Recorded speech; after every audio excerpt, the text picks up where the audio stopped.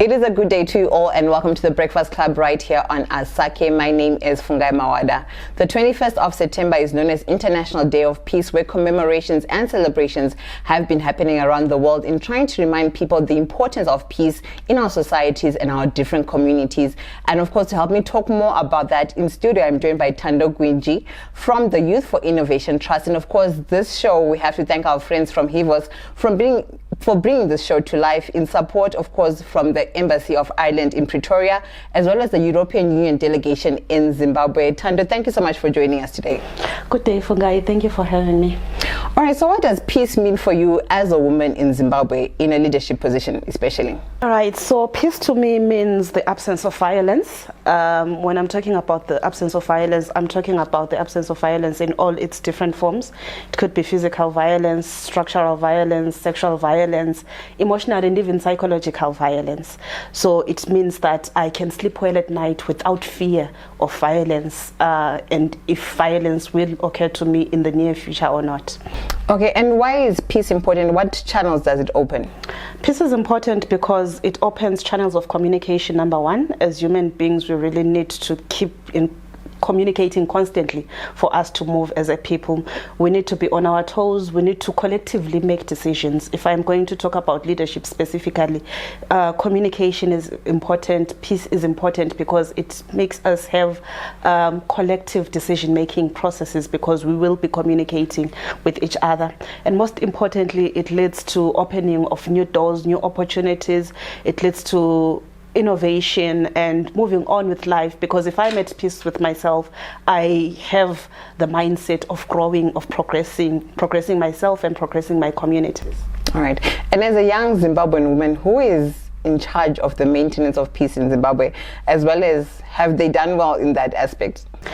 So everyone is in charge of being at peace, because if I'm at peace with myself, I'm highly likely to not violate you, because I'm at peace. So everyone in their own individual capacity is responsible for maintaining peace. But of course, we also have our laws, our rules, our regulations, our policies as a country that we need to live by, and those make us a more peaceful people if we let the rule of law take its course. Unfortunately, most of the times the rule of law does not take course, which is when we get to have violence, structural and otherwise, here in Zimbabwe. So the police are there to try to maintain that in case the laws have been broken, etc. We have our judiciary, our courts of law. They are there to make sure that we go back to a society where we are peaceful even after violence has occurred, because conflict is inevitable. It's going to occur sooner or later. But we have our police, we have our courts, we have our judiciary. But most importantly, as Zimbabwe, we know that we have had conflicts, violent ones previously, and then which is why we saw the establishment of the National Peace and Reconciliation Commission that we have, supposed to look at the conflicts that we've had over the years, the shootings, the 2008 disturbances, etc., going back in time. So the PRC, National Peace and Reconciliation Commission, is therefore meant to ensure that it's one of the Chapter 10 commissions that is in our constitution. It's meant to ensure that we as a people try to revive that culture, that living in peace as individuals and living in peace with each other, be it institutions, be it any other organizations that are involved. So far, they might have been doing this and that to start the conversation, but there's a lot to be done. So I might say, to answer the last part of your question, if they have been doing justice or not, I think there's still a lot more that needs to be done. Okay, very interesting perspective there. Yeah. So who is responsible for the disruption of peace in Zimbabwe? Like you mentioned that Zimbabwe is not as peaceful as we would like it to be. Mm-hmm. It has potential to be more peaceful. And what has been done to stop them from being violent in these circumstances?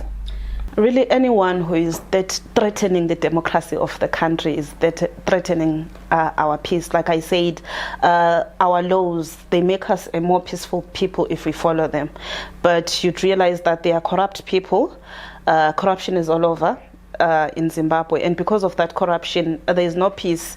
If you see someone approaching a roadblock and they are smiling, there's something wrong in Zimbabwe, because that is still there, the lack of peace around that space, because there's corruption in those areas. So people who are are corrupt. They are responsible for disrupting peace in Zimbabwe. I mean the structural aspect of peace. But we see the uproar, the uprise of Amakorokoza, who are now literally killing people. We're seeing a rise in crime rates here in Zimbabwe. In Bulawayo specifically, like, there's always news about someone dying every other week. There's always news about break-ins, rape, sexual harassment is still on the rise. So everyone who's perpetrating those crimes is responsible for disrupting peace. But most importantly, people who are not doing their job in specific institutions, they are also responsible for disrupting peace in Zimbabwe. Because if you are meant to ensure that there is economic development for young people, for women, and you are not doing that, and they are living in poverty, it will mean that those people living in poverty will threaten the peace of the country. They will go and rob people, they will go and kill people for simple things. So we should ensure that our institutions are strong enough for us to be competent, for us to do our jobs in order to ensure that there is peace at all levels of our society. Okay, just to take you back to that question again, and you highlight some very key issues that, you know, if I don't have peace within me, then there's no way that I can extend peace to the next individual. But how do we then stop these people from being, you know, against peace, unpeaceful, or rather have a feeling of unrest within them? So what's necessary is approaching it from a holistic point of view, that this person needs to develop as an individual. It means that they need their basic human rights, they need water, they need energy, they need food on the table. And then after they have the basics that they need, we then need to talk about mental health. Or even during, in the process of them getting the basics that they need, we need to talk about mental health issues a lot in Zimbabwe. Because most of the times when we talk about mental health, we're talking about issues of depression, we're talking about issues where people have committed suicide, etc. But there are people who are not dealing with their mental health the way that they should be, who are not necessarily depressed, who are not necessarily killing themselves, but they are violating others. So we need to create platforms where we have conversations, we have therapy, we have counseling sessions, and people have someone to talk to towards the journey that they have in life. So some time ago, this used to be the job of the pastors in churches, etc. But those structures in our society are kind of dilapidating. So we need to revive some of those structures that ensured that people are okay with themselves, people deal with their mental health well, people deal with situations around them without actually feeling like they need to violate the next person in order for them to accept themselves as people and to be happy. All right. At the beginning of the interview, I mentioned that you're from the Youth Innovation Trust, and of course, you're an influential person in your own respect as a leader. What is your organization, or what are you doing, rather, from the perspective of your organization, to enhance the process of peace within Zimbabwe? All right, so Youth for Innovation Trust, we call ourselves a collective of active global citizens, where we use social innovation in order to promote youth development. So the promotion of youth development in itself is a step towards ensuring that people have the basics, and when they have the basics, then they can tackle their social and emotional health.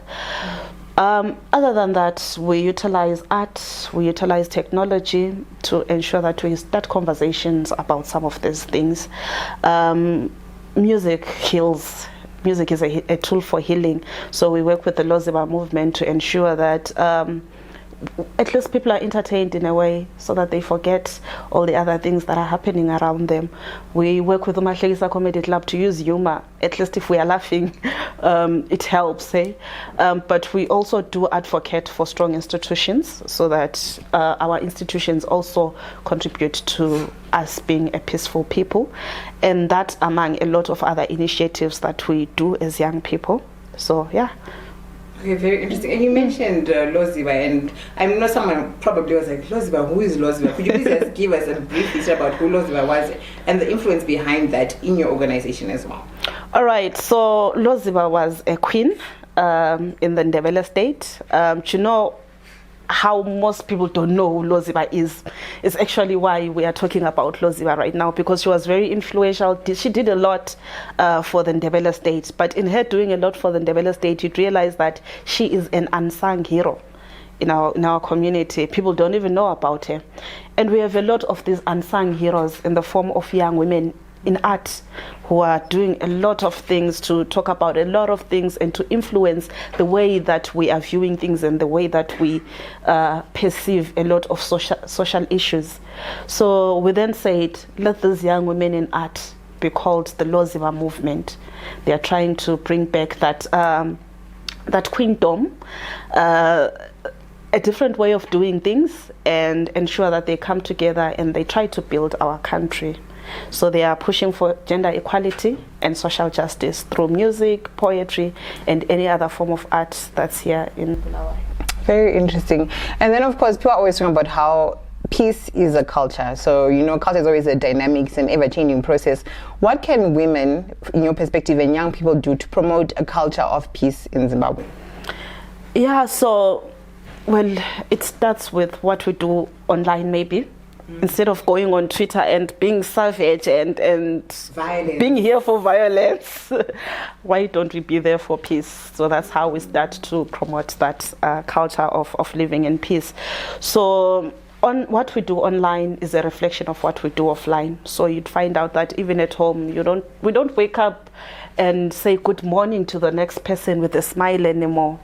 So those are some of the littlest things where peace needs to start. The attitude that we have when we wake up in the morning. We know, yes, a lot of things are happening around us, and there's a lot of things that bring us down as people. But the moment you start to smile at the next person, that's how the culture of peace starts. Being kind to the next person, because everyone is going through something, but maybe that person, what they need at that particular point in time is just a word of kindness. So spread a word of kindness. Make sure that in the interactions that you're doing, you don't really leave a person broken. You don't leave a person with trauma. So if we are spreading this violence, we feel like it's fun when we are doing it, but it's actually not, because when that person is sleeping at night, they get a lot of thoughts. And when they get a lot of thoughts, they might wake up tomorrow a different person, maybe as violent as you were, or even more violent than you were. So it starts with how we wake up in the morning, our smiles, and how we interact. Okay, very interesting. And as you were talking, I was just thinking to myself how, you know, in terms of how peace is indeed a culture, and you pointed out something so small, Wuti. When you wake up in the morning, do you even smile when you say good morning and the likes? And I'm just interested in your perspective as to how women can enhance the peace process, because we find that women are usually the victims when it comes to, you know, when there's unrest, when there's war, when there's famine. So how can we as women, as young women especially, make sure we enhance peace in our different communities in society? True that women are victims. Also true that women are peacemakers. If you want peace, like in any society, get a woman to negotiate that peace. So women are naturally peacemakers. So we should try to bring back that power that is within us as women, that I have the power to actually talk to this person and help them to calm down. So women have that naturally. So we need to be bringing that back. But of course, we also need to tackle a lot of situations that women are facing in their communities, because as it is right now, we have power shortages. It's usually women I was about to say amen. It's usually women who run around looking for energy to cook. Yeah. We have water shortages. A woman would wake up at 5 a.m. and go esporaneni to fetch. So if we make her life easier, we make life easier for everyone. So in making her life easier, she also has to stand up and say, no, Bulawayo City Council, what is the reason why we do not have water? She has to also stand up and say, in 2023, I want to be the councillor of my ward so that I can fix some of these problems that are there. So which means that we need to eliminate violence in politics and decision making, and ensure that women's voices are heard, and ensure that whenever there are consultations being done, I know that we might be going into budget consultations, from the parliament and even from the council going towards 2023. Let women have a voice. Let them say this money needs to go towards this, so that when they are at peace, when they have their basics, of course we have already eliminated structural violence, but we've also given them a voice and time to also address the other aspects of violence as well. Okay, very interesting there. And then, of course, elections, it's no lie that they're usually violence-ridden. Yeah. That is a fact. You always, and it's a scary thing that we're kind of like used to it. We actually expect violence when elections come around. What forms of violence do women normally face when it comes to elections, and what is the impact of that violence on women especially? Psychological, emotional, sexual violence. The sad thing about violence against women in politics is how women's bodies are used as weapons. If Thando wakes up in 2023 and decides she wants to run for council, for parliament, etc., people will start bringing up the men that she slept with. Whatever she's doing with her body in her private space is now a weapon in politics. People will start leaking online her private photos or videos, which is a crime, by the way, but people do it, and that's violence against her. Even during primary elections, you'd see violence coming up. The political parties will actually support who they want to support, and it's usually men. And when they usually support men, men will have the money to go into primary elections and to go to the main elections, etc., the general elections. Women might not have the same resources, and it's because of how we have chosen to invest in women. They usually think, okay, politics is a game of numbers. She might not have the numbers, but we forget that politics is also about people's lives, about what resources are allocated to who and what point in time. So that's what we forget in our politics, and that's violence against women, and it really needs to be tackled and addressed. But most importantly, our electoral act needs amendments, because our electoral act is not regulating what is happening at political party level. So even the political parties, if I decide that I want to have a political party tomorrow, I will wake up with a political party and just notify them that uthando sele khawekazi political party yakhe. But we need to come back to a point where within my political party I'm regulated. And in me being regulated, it means I will align what I do with what is in our constitution, what is in our laws, and I will ensure that I promote the meaningful participation of women. Women should not be participating as people who cook at rallies, people who dance with Tandelinsaro and whatnot, but they should be meaningfully participating in political parties. And even if we are talking about the structures of the political parties themselves, I did a research recently, and I realized that in the legal departments of the different political parties that we have, very few women are there. And if women are not making the laws for these political parties, it means that they are being left out at that level. So which means that we really need to amend our electoral act and ensure that it's gender sensitive, and it ensures the inclusion not only of women but young women as well, because our constitution gave us the proportional representation system, but young women are not going to get into power using that, because women who have been in these political parties for over 10 years are the ones who get into power. So I'm young. When would I have gained 10 years experience in a political party for me to get into office using proportional representation? So there is a lot that we need to amend in our laws, and there is a lot that we really need to sit down, talk about, and rethink in our field of politics. And what are your sentiments on proportional representation? Because I know there's been a lot of debates, especially towards election times. It usually comes up. People forget about it during, when it's quiet, we have my elections, but when it comes to elections time, there's always that aspect of proportional representation. Why should we just vote for women when they should be there based on merit, not because they're just women? What is your perspective on that? I think people vote for men because they are men. not because, just to put that out there. They don't ask men what qualifications do you have, what experience do you have, what are you going to do for us, etc. I know a lot of men who would rather not be where they are right now, but they are councillors, they are MPs. So people tend to ask these questions to women, but they don't ask them to men. But that's a story for another day. So in terms of the proportional representation, I stand with young women, and I know what young women have been left behind in terms of the proportional representation. That's one. And two, it has not been working, if we are to be truthful. And for us, yes, it has been brought back through this amendment, the second amendment of the Constitution. But if it was up to me, we would have wanted like a proper report on how the previous 10 years went. We would say these are the women that we managed to mentor into politics, because the same old women were in politics when Thando was born are the same old women who are in politics now. So the proportional representation has been there since our new constitution was here. It has not worked. So we needed that research, we needed those recommendations. If we are to bring it back, these are the requirements for, not just for these women who are getting into power, but for our systems to change as well. Because, you know, women have gotten into power and they've been disempowered if they are in parliament, because they don't have constituencies that they are representing. They are just in there for the PR system. They are violated among a whole lot of other issues.